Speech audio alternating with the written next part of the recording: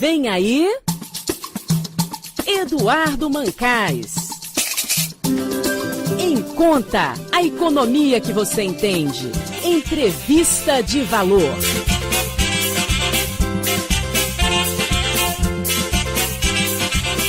E com a gente aqui no Em Conta, a economia que você entende, entrevista de valor, vamos falar sobre um assunto interessante, conta de luz e tal, por aí, e com a doutora Ana Paula Siqueira Lazareschi de Mesquita, do escritório de advocacia SLM. Em primeiro lugar, um prazer tê-la aqui. Prazer é todo meu, Mancais. Obrigado, então, pelo convite. Vamos ver, o ouvinte quer entender uma história que vai de um tempo para lá, vem para cá.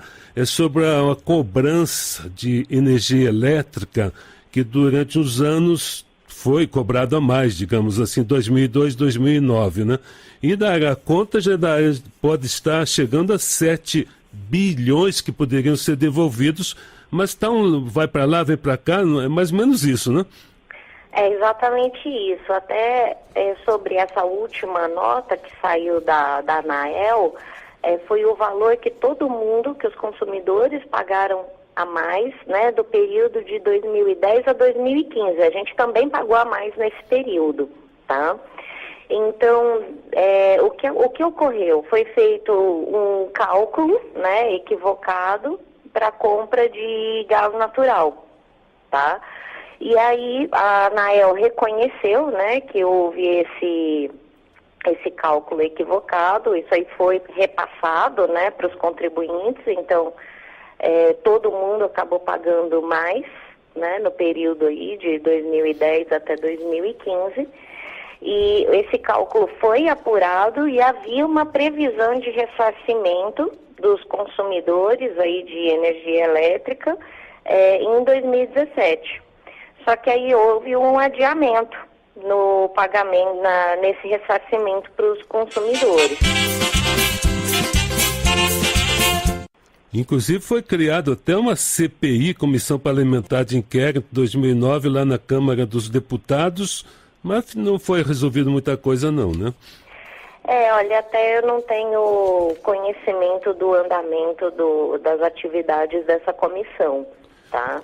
Eu acredito que agora a ANAEL já se posicionou sobre o tema, mas também não está se negando a pagar, isso é importante. Tá? Ainda até o próprio diretor-geral falou que a devolução pode ainda ser feita no ano de 2017. Então a gente ainda não tem uma negativa, né? O consumidor ainda não tomou calote. E até isso é verdade porque em novembro do ano passado a Agência Nacional de Energia Elétrica, a ANEEL, chegou a ameaçar as empresas que não ressarciam os consumidores e podiam ser até afastadas do mercado. Isso aconteceu no ano passado. Então não é assunto morto ainda não, né? Não, ainda não. Acho que ainda vai acontecer muitas coisas, né? Eles vão olhar ainda a questão orçamentária, né? Para isso é feita o ressarcimento, né? O consumidor vai receber isso num abatimento na conta dele. É isso que eu ia falar, quando acontecer, se acontecer, qual é a forma, que eles não podem fazer tudo de uma vez só, em dinheiro vivo também não tem, fica difícil para as empresas, né? Então, uma das formas seria isso, né? Exatamente, você faria o ressarcimento mediante o abatimento, né? Nas contas subsequentes. Então, é que as questões que envolvem energia elétrica, né, a todo momento o judiciário já está sendo consultado e questionado em todas as instâncias. Então, tem uma discussão muito antiga. Por quê? Porque o consumidor final, né, eu, você, uma empresa, uma indústria, todos nós, né, nós pagamos o ICMS em cima de tarifas TUSC e TUSD, né, que, para resumir de uma forma mais simplificada, são tarifas de distribuição, de fornecimento. Então, ou seja, o ICMS nosso fica muito mais caro, porque ele está sendo calculado né? E não só em cima da energia elétrica, mais energia elétrica acrescido de tarifas. E aí o que acontece? Todos nós pagamos mais ICMS. E o judiciário já se posicionou falando, não, o consumidor final não tem que pagar tanta, não tem que pagar o ICMS em cima das tarifas TUSC e TUSD. Tira as duas tarifas e aí que vai sair a conta do ICMS. Mas até aí todos nós estamos pagando mais. A doutora lembrou bem, porque em algumas cidades tem que, além da tarifa mesmo, tem os tributos, né, os impostos, ICMS e tal, e tem cidade que cobra iluminação pública de acordo com a tarifa que está sendo paga ali naquele mês. Também tem isso, quer dizer, é o complicador nessa história toda, né, quando acontece um erro, né? Exatamente. No final, né, quando existe algum equívoco de cálculo, como foi nesse caso aqui, né, que houve esse equívoco de cálculo que todos nós, que foi na questão para o abastecimento das termoelétricas de Manaus, todos nós vamos pagar, né? Então, quando tem um problema aritmético ou contratual, infelizmente o consumidor final é que acaba assumindo esse ônus. Em Conta. A economia que você entende. Está tudo guardado na internet. Pode ser ouvido a qualquer hora e a qualquer dia. Espero pela sua boa companhia. Anote aí. radios.ebc.com.br. Repetindo, radios.ebc.com.br. Daí, clique em Rádio Nacional da Amazônia. Depois, em cima do Em Conta. Pronto. Escolha qual programa você quer ouvir ou baixar para ouvir depois. Obrigada pela sua boa companhia. Continue com a gente. Doutora Ana Paula Siqueira Lazareschi de Mesquita, do Escritório de Advocacia SLM. Para o ouvinte entender bem aquela história, quando houve falta de água, crise de água nas hidrelétricas, o governo teve que partir para as outras formas, principalmente a gás e carvão e outros tipos, e com isso é uma energia bem mais cara, e quem vai pagar é o contribuinte, o consumidor, mesmo que na região dele esteja tudo normal, né?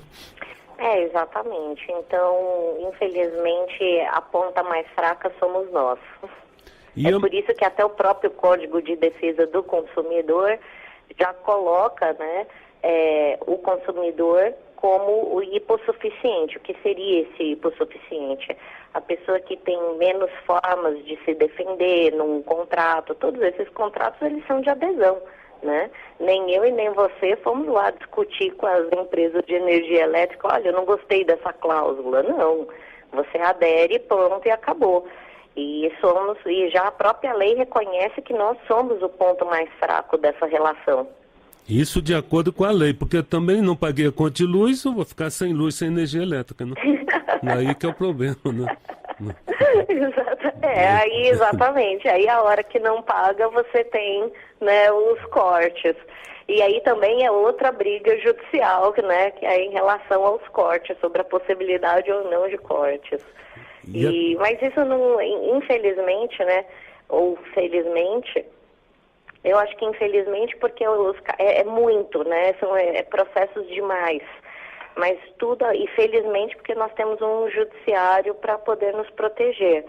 Mas são muitos processos, muitas demandas, mas felizmente nós temos aí mais um poder, né, dentro dessa tríplice para proteger o consumidor. Até aí tem muita conversa que a gente podia levar. Por exemplo, se eu sou empresário pequeno, tenho uma usina elétrica ali no Rio que passa ali e sobra energia. Eu não posso vender, não posso doar, não posso fazer nada. Tem que mandar lá para o tal do leilão que todo mundo participa, né? Exatamente. Eu acho que as questões energéticas precisam de bastante debate ainda, né? E quanto mais a sociedade civil se posicionar em relação a isso, e principalmente contestar, né?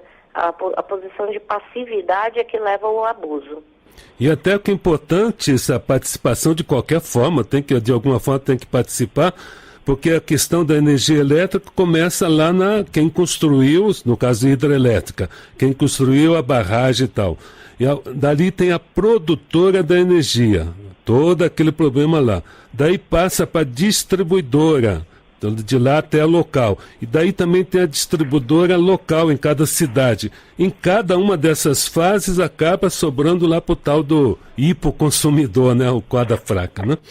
Exatamente. Essa hipossuficiência é só nossa mesmo, não é das grandes companhias. Em termos de código consumidor, né, doutora, tem aquelas coisas ali de cortar, não pode cortar de imediato, tem que religar, se der um defeito de raio, não sei o que, também um outro defeito curto lá, mas aí é outras coisas, outra conversa para outro dia, né? Exatamente. Assunto não falta. Exatamente. Mas a doutora Ana Paula Siqueira Lazareschi de Mesquita, obrigado pelos esclarecimentos, então. Mas quer dizer, então, que esses bilhões aí, um dia pode até sair, né? Olha, eu acredito que sim. Felizmente, a gente não teve uma posição de negativa, tá? Um adiamento, muitas vezes, não quer dizer um não. Então, mas obviamente que vocês aí da Rádio Nacional estão de olho e vamos continuar fazendo essa vigilância aí, porque acho que todo mundo quer um abatimento na conta de energia, né? Precisa. E até porque foi aumentando com essa onda de bandeira verde, amarela, azul e não sei o quê, né? Exatamente, vermelho, exatamente. Bom, a gente obrigado. já é tanta bandeira que a gente está parecendo as Nações Unidas aqui, né? Teria muita conversa assim, mas obrigado então outra vez. Doutora Ana, eu tenho uma amiga que é doutora, mas é médico, sempre chamo de Douta Ana. Muitíssimo obrigado, Mancais, muitíssimo obrigado a você, ouvinte, por esse convite maravilhoso, por esse diálogo tão bacana. Acho que as questões jurídicas podem ser explicadas sem juridiquês. E isso é um facilitador para todos e elas têm que ser constantemente discutidas. Isso é o que a gente tenta aqui fazer, trocando a economia em miúdo, para o povo entender também, tá? Verdade. Tá. Obrigadão. Muitíssimo obrigada. Em Conta, a economia que você entende. Não entendeu alguma coisa? Mande um e-mail para emconta@ebc.com.br. Repetindo, emconta@ebc.com.br. Alguma reclamação? ouvidoria@ebc.com.br. Pode elogiar, se for o caso. Obrigada pela sua boa companhia. Continue com a gente. Trocando em Miúdo, com Eduardo Mancas. Olá, prezada pessoa, ouvinte, cidadã.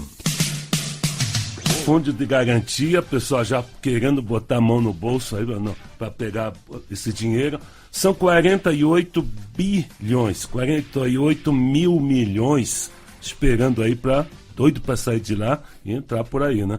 Isso vai entrar no mercado. Agora uma coisa, gente. São 10 milhões e tantos que vão ter direito, mais outros milhões querendo saber se tem direito ou não. Caixa Econômica já está se preparando para não ter confusão. Então vai ter que ser feita uma coisa assim. Então é o seguinte, dia 10 de março vai começar a distribuição disso aí de contas inativas, fundo de garantia, mas em março vai ser para quem nasceu em janeiro e fevereiro, tá? Para organizar a coisa. Janeiro, fevereiro e março, você nasceu, aniversário. Março, 10 de março começa a tirar. Em abril, para quem nasceu em abril, maio e junho.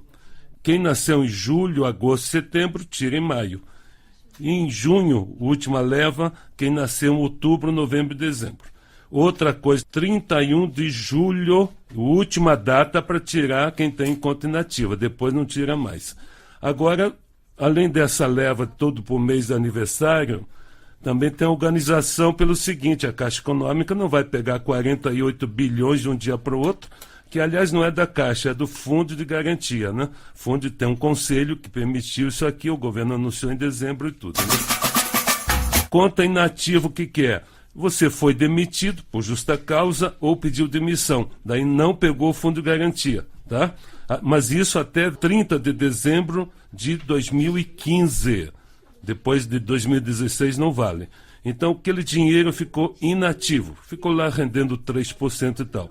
Essa condição pode ser mais de uma conta, pode ser que se você teve mais de um emprego, né?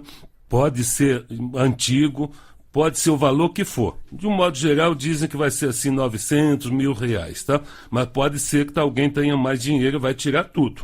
Tiver conta inativa, tá? Agora, como é que faz para retirar? Isso que vai... Não vai precisar sair correndo todo mundo para a agência da Caixa correndo lá não, tá? A Caixa, além de ser nos meses de aniversário, como falei, março, por exemplo, só tira quem nasceu em janeiro, fevereiro e março. Agora tem outra coisa também, o seguinte, você não vai sair correndo para a Caixa. Além disso, a Caixa já está organizando, por exemplo, uma coisa assim. Quem tem conta na Caixa e tem conta inativa já vai depositar direto na conta. Para saber se tem direito ou não tem, faz o quê? Vai na Caixa? Vai. A Caixa, inclusive, vai aumentar a partir de agora o tempo, vai ficar meia hora a mais aberta justamente para essa informação. Se você tiver, por exemplo, tem um telefone, o 0800, mas aí você tem que ter o cartão de cidadão. O cartão cidadão, quem tem, facilita, que você vai até na lotérica ver quanto que se tem de saldo. E no teu mês você vai na lotérica e retira o fundo de garantia também, tá? Então são várias formas de fazer isso aí. Não precisa correr. E outra coisa, até 30 de julho é o prazo máximo. Se você não tirou no teu mês de aniversário, tira depois. Até lá, depois não. Agora, se for, vale a pena retirar esse dinheiro? É outra pergunta. Lógico que vale. Quer ver? Se você tem uma conta inativa lá na Caixa Econômica, no Fundo de Garantia, está rendendo 3% ao ano. Você tira de lá, joga na poupança, vai render 6%. Se souber aplicar, vai render 10%. Se for para pagar uma dívida vencida com um cartão de crédito rotativo, está pagando 500% de juro, pô, né? Tira, usou, pronto.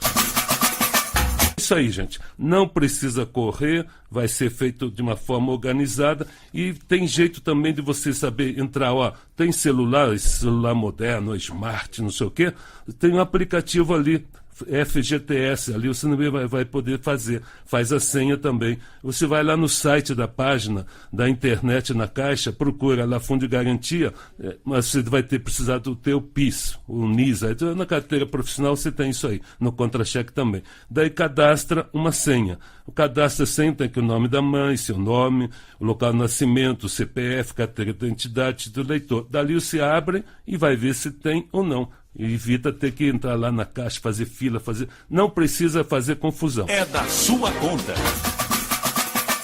Então tá, em té e axé.